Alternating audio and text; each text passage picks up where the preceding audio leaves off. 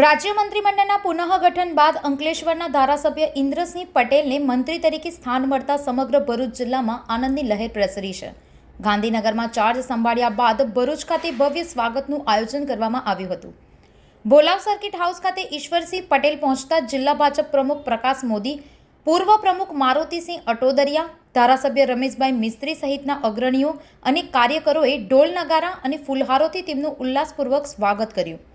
આ પ્રસંગે મંત્રી ઈશ્વરસિંહ પટેલે નવી જવાબદારી બદલ આભાર વ્યક્ત કરતા જણાવ્યું હતું કે ભરૂચની સિંચાઈ અને જમીન ધોવાની સમસ્યાઓના નિવારણ માટે આગામી દિવસોમાં તાત્કાલિક પગલાં લેવામાં આવશે. ભરૂચ જિલ્લાની અંદર જે પ્રતિનિધિ મળ્યું છે એમાં અમારા તમામ ધારાસભ્યો શ્રીઓને બધાનો આભાર માનું છું, તમામ કાર્યકર્તાઓનો આભાર માનું છું. જે પ્રકારે આપણા દેશના વડાપ્રધાન શ્રી આદરણીય શ્રી મોદી સાહેબ અને રાષ્ટ્રીય સહકારી મંત્રી કેન્દ્રીય એવા શ્રી અમિતભાઈ શાહ સાહેબ, આપણા રાષ્ટ્રીય ભારતીય જનતા પાર્ટીના અધ્યક્ષ જેપી નડ્ડાજી અને ગુજરાતના મુખ્યમંત્રી શ્રી ભૂપેન્દ્રભાઈ પટેલ સાહેબે, સાથે સાથે અમારા ભારતીય જનતા પાર્ટીના પ્રદેશ અધ્યક્ષ જગદીશભાઈ વિશ્વકર્માજીના સાનિધ્યમાં જે મને જવાબદારી આપવામાં આવી છે એ સુપેરે નિભાવીશું. આ ગત વખતે સહકાર ખાતું તો આ વખતે મને પાણી પુરવઠા અને જળ સંપત્તિ વિભાગ જે આપવામાં આવ્યું છે એમાં કેનલોની કામગીરીથી લઈને ડેમોની કામગીરી લઈને સાથે સાથે પાણી પુરવઠામાં લોકોને ઘર સુધી પીવાનું પાણી પહોંચે એના માટેની પણ આ વિભાગ દ્વારા કામગીરી કરવામાં આવશે.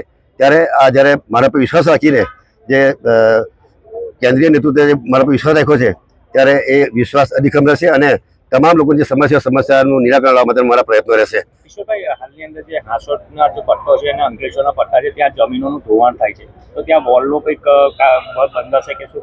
આ ભારભૂત બેરેજની જે કામગીરી છે, બેરેજની કામગીરીની અંદર જે આ કામગીરી પણ છે, ગેબિયન વોલ દ્વારા દિવાલ બનાવીને અને એના બાજુમાં ફોર લેન રસ્તો બનશે, જેથી કરીને અમારો હાંસોટ જે ઉંતરાજ પાસેથી જે સીધો ગોલ્ડન બ્રિજ રસ્તો આવશે એમાં ફોર લેન રસ્તો બનનાર છે અને એને લઈને સાઈડ ઉપર ગેબિયન વોલ દ્વારા જે દર વર્ષે જે ધોવાણ થાય છે એમાંથી આપણને મુક્તિ મળવાની છે.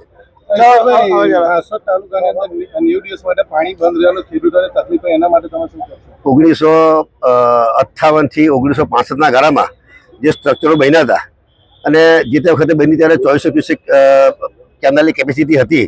એ 2400 પૈકી 2012ની અંદર એમાં 3000 ક્યુસેકની કેપેસિટી કરવામાં આવી અને જે છેવાડાના વિસ્તારની વાત કરીએ કે આજથી વર્ષો પહેલાંની વાત કરીએ ત્યારે આ વિસ્તારમાં શેરડીનો પાક થતો નહોતો, ડાંગરનો પાક થતો નહોતો. છેલ્લા 25-30 વર્ષથી શેરડી આવવાને કારણે પાણીનો પણ વધારે જરૂરિયાત પડે છે, ડાંગરની અંદર વધારે જરૂરિયાત પડે છે.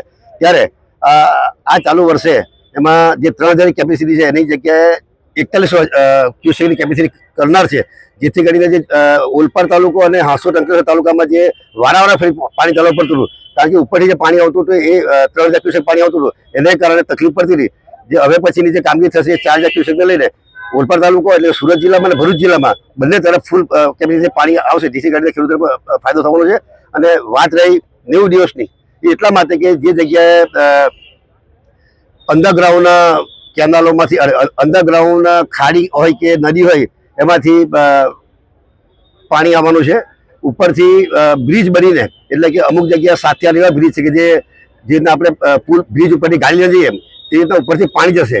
અત્યારે જે સિટી એવી છે કે જે લગભગ 65-70 વર્ષ પહેલાં જે કામો થયેલા અને એની અંદર પીપળા વલ ઉગી ગયા છે, તીરા પર પડી ગયા છે, ગમે ત્યારે પણ સ્ટ્રક્ચર તૂટવાની ભીતિ છે. એને કારણે સરકારે આગોતરું પગલું લઈને કે લોકો કદાચ ખેડૂતો ખર્ચો કરી નાખે અને ખર્ચો કર્યા પછી જો તૂટી જાય ત્યારે તમામ લોકોને ખર્ચો કરવો માથે પડે, જેથી કરીને 90 દિવસનું રોટેશન લઈને તમામ જે સ્ટ્રક્ચરો છે એ સ્ટ્રક્ચરો રિપેર થાય, નવા થાય, જેથી કરીને આવનારા 50, 60, 70, 80 વર્ષ ચાલે એ માટેનો રાજ્ય સરકાર કહ્યું છે. એ માટે એનો સરકારશ્રીનો આભાર માનું છું. Thank you. ભરૂચથી સંવાદદાતા સાથે અભિપ્રાય ન્યૂઝ વડોદરા. વધુ સમાચાર જોવા માટે અમારી YouTube ચેનલને સબસ્ક્રાઇબ કરો અને જોડાયેલા રહો ફેસબુક, ઇન્સ્ટાગ્રામ અને ટ્વિટર પર.